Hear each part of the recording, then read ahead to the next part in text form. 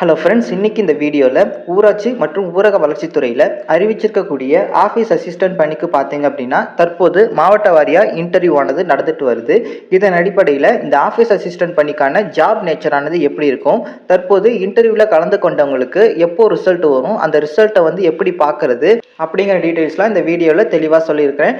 அது மட்டும் இல்லைங்க, உங்களுக்கான சேலரி டீட்டெயில்ஸ் பற்றியும், நெக்ஸ்ட்டு உங்களுக்கான ப்ரொமோஷன் பற்றியும், அந்த ப்ரொமோஷன் கிடைக்கக்கூடிய காலகட்டங்கள் பற்றியும், உங்கள் ப்ரொமோஷனுக்கு பரிந்துரை செய்யும் அதிகாரிகள் பற்றியும், நெக்ஸ்ட்டு உங்களுக்கு ஜாப் ஆர்டரானது யார் கொடுப்பா அப்படிங்கிற டீட்டெயில்ஸ் வரைக்கும் இந்த வீடியோவில் தெளிவாக சொல்லியிருக்கிறேன். அதனால் இந்த வீடியோவை கொஞ்சம் ஸ்கிப் பண்ணாமல் பாருங்கள். ஃபர்ஸ்ட் ஆஃப் ஆல் நீங்கள் இப்போ தான் நம்ம சேனலை ஃபஸ்ட் டைமாக பார்க்குறீங்க அப்படின்னா மறக்காமல் சப்ஸ்கிரைப் பண்ணி வச்சுக்கோங்க. கூடவே அந்த பெல் ஐக்கானை ப்ரெஸ் பண்ணி ஆளுங்கிற ஆப்ஷனை செலக்ட் பண்ணிக்கோங்க. அப்போ தான் நான் போடக்கூடிய வேலைவாய்ப்பு சம்மந்தமான செய்திகள் உங்களுக்கு நோட்டிஃபிகேஷனாக உடனுக்குடன் கிடைக்கும். ஃபஸ்ட்டு இந்த வேலைக்கான ஜாப் நேச்சர் பற்றி பார்த்துடலாம். இப்போது இந்த ஆஃபீஸ் அசிஸ்டன்ட் எடுத்துக்கிட்டிங்க அப்படின்னா தமிழில் அலுவலக உதவியாளர்னு சொல்லுவாங்க. இந்த பொதுவாக இதுக்கு 8th குவாலிஃபிகேஷனுக்கான ஜாப் தாங்க இது. உங்களுக்கு என்ன மாதிரியான ஒர்க்கு இருக்கும் அப்படின்னு பார்த்தீங்க அப்படின்னா, பொதுமக்களாக இருக்கட்டும், இல்லை உங்கள் அலுவலகத்தில் வேலை செய்யும் அதிகாரிகளாக இருக்கட்டும், அலுவலர்களாக இருக்கட்டும், அவங்களுக்கு உதவி செய்கிறது தாங்க உங்களுக்கான ஜாபாக இருக்க போகுது. ஆவணங்களை எடுத்து செல்வது, நெக்ஸ்ட்டு உங்களுடைய ஆஃபீஸை நீட்டாக க்ளீனாக வச்சுக்கிறதும் உங்களுடைய பொறுப்பாக சொல்லியிருக்காங்க. இப்போது இந்த ஆஃபீஸ் அசிஸ்டன்ட்லேருந்து நெக்ஸ்ட்டு உங்களை என்னவோ ப்ரொமோட் பண்ணுவாங்க அப்படின்னா ரெக்கார்ட் கிளர்க்காக ப்ரொமோட் பண்ணுவாங்க. இந்த ரெக்கார்ட் கிளர்க்குக்கு உங்களை ப்ரொமோட் செய்கிறதுக்கான எலிஜிபிலிட்டி என்னன்னு பார்த்தீங்க அப்படின்னா, குறைந்தது 5லிருந்து 7 வருடம் ஆஃபீஸ் அசிஸ்டண்ட்டாக ஒர்க் பண்ணியிருக்கக்கூடிய ஒர்க்கிங் எக்ஸ்பீரியன்ஸ் அடிப்படையிலும், நெக்ஸ்ட்டு உங்களுடைய திறமையை பொறுத்தும் இந்த ரெக்கார்ட் கிளர்க்குக்கான ப்ரொமோஷன் ஆனது முதல் பதவி உயர்வானது கொடுக்குறாங்க.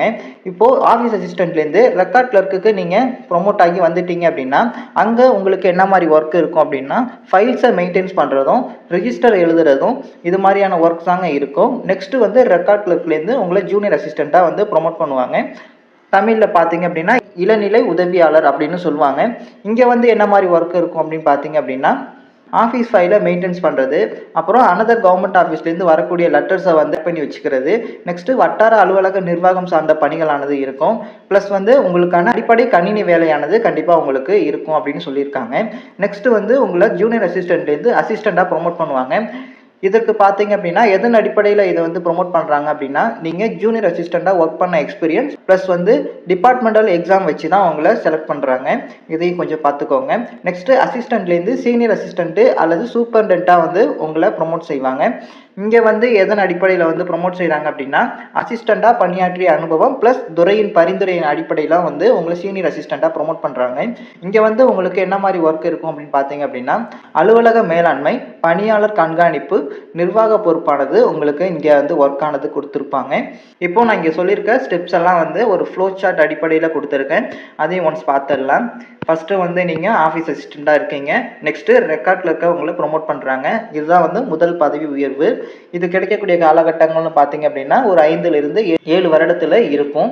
நெக்ஸ்ட்டு ஜூனியர் அசிஸ்டண்ட்டாக ப்ரொமோட் பண்ணுறாங்க. நெக்ஸ்ட்டு அசிஸ்டண்ட்டாக ப்ரொமோட் பண்ணுறாங்க.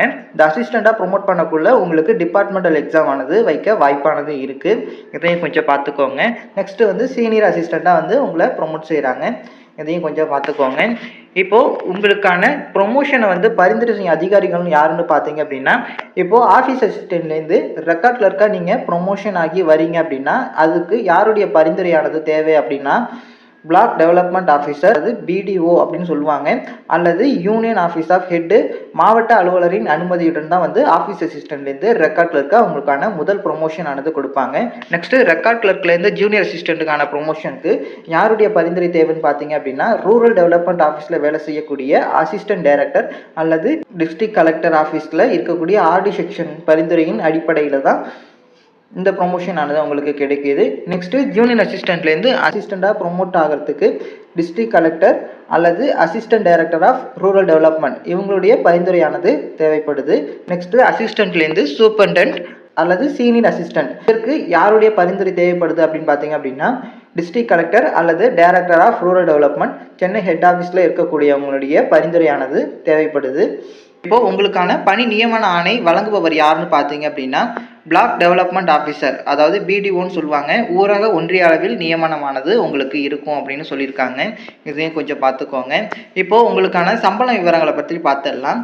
இப்போது கரண்ட்டில் இருக்கக்கூடிய 7th பே கமிஷன் அடிப்படையில் நான் உங்களுக்கான சம்பள விவரங்களை இங்கே தொகுத்து கொடுத்துருக்கேன். ஒருவேளை 8th பே கமிஷன் வந்து நடைமுறைப்படுத்தினாங்க அப்படின்னா இங்கே உங்களுக்கான பேசிக் பே வந்து கொஞ்சம் ஹை ஆகும்.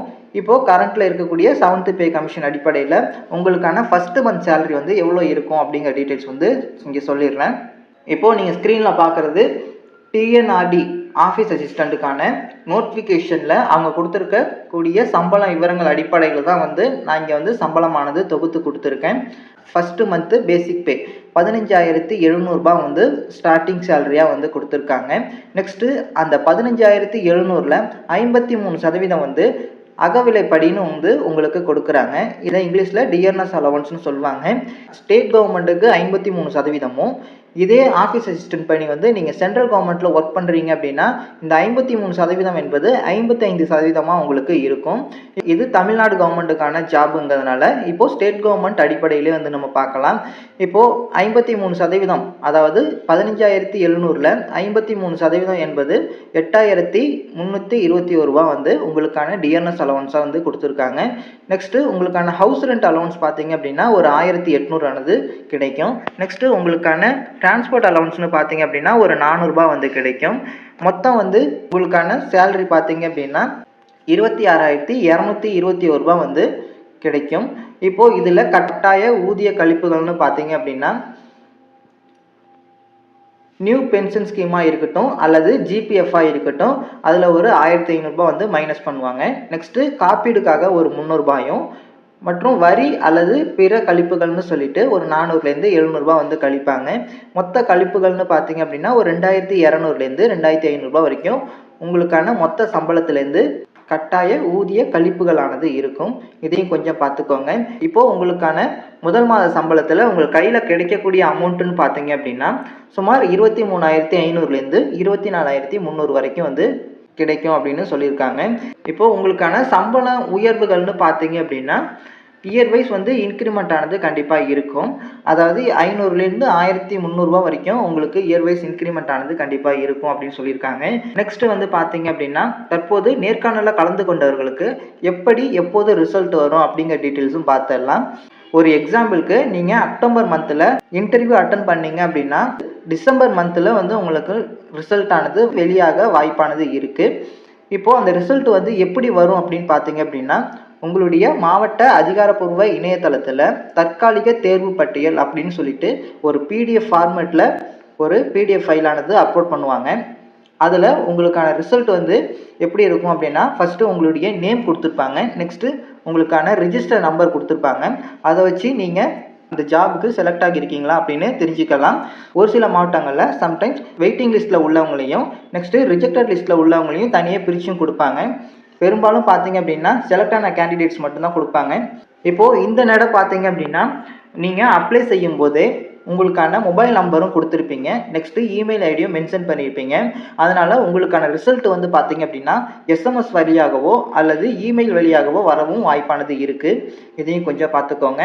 ஒரு சில நேரத்தில் உங்களுக்கான ரிசல்ட்டு, அதாவது தற்காலிக தேர்வு பட்டியல் அப்படின்னு உங்களுடைய அதிகாரப்பூர்வ மாவட்ட இணையதளத்தில் பதிவேற்றம் செய்யறதுக்கு முன்னாடியே இன்டர்வியூவில் செலக்ட் ஆன கேண்டிடேட்ஸ்க்கு மட்டும் ஜாபுக்கான ஜாயினிங் லெட்ரு போஸ்ட் மூலம் அனுப்புறதுக்கும் வாய்ப்பானது இருக்குது.